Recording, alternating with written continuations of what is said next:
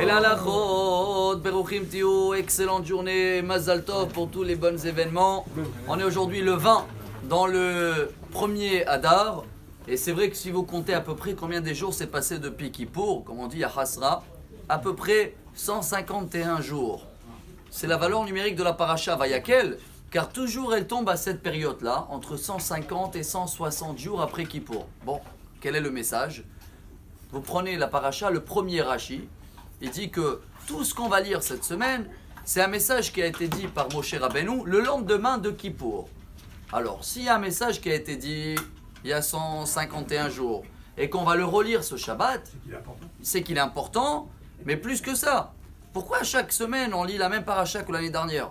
Baruch Hashem, ça veut dire quelqu'un qui vit jusqu'à 120 ans, il va écouter les mêmes parachas, les mêmes messages 100 fois dans sa vie minimum. Ou peut-être plus, s'il vient depuis l'âge de 0. Alors chaque message, des fois il y en a qui écoutent, ils sont là, ils disent, ah ça je connais déjà. Il y a un grand message, le rabbi de Lubavitch il partage avec nous cette semaine. Le message qui a été dit après Kippour, c'est lequel? Comment elle commence la paracha? Vous voulez Shkalim, on veut la Parnassa, c'est paracha de Shkalim cette semaine. On veut avoir tout. Moshe il commence. Sheshet yamim te'aseh melacha. Tu veux que le travail pendant la semaine, les 6 jours, se fait tout seul? Shabbat. On connaît déjà Shabbat.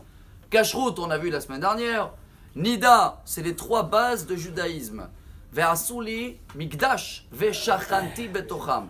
Dieu dit, je veux résider, comme ça on dit en français, dans votre foyer. Comment on appelle le mot résider en hébreu, la racine? Shachanti. Shin, kaf, nun. C'est ça la shrina. Shabbat, kashrut, nida. Vous allez me dire, mais tout ça on le connaît, on l'a écouté hier, avant-hier.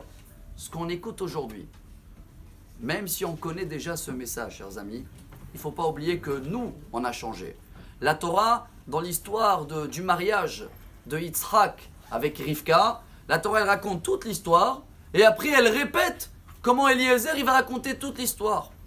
Et dans la paracha de cette semaine, on a tout lu déjà. Le temple, Dieu il veut faire ça. Pourquoi répéter tout encore une fois? Qu'est-ce qu'elle dit la Gemara? Yafa sihatan shel avde avot yoter mitoratam shel banim. Même une répétition par un serviteur, Eliezer était le serviteur d'Abraham, il y a tellement des messages importants. C'est les mêmes.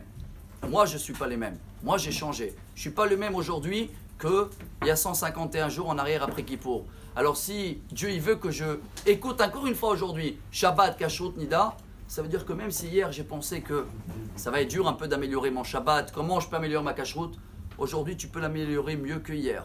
À nous de jouer. Excellente journée. Amarabi Elazar, Amarabi Hanina.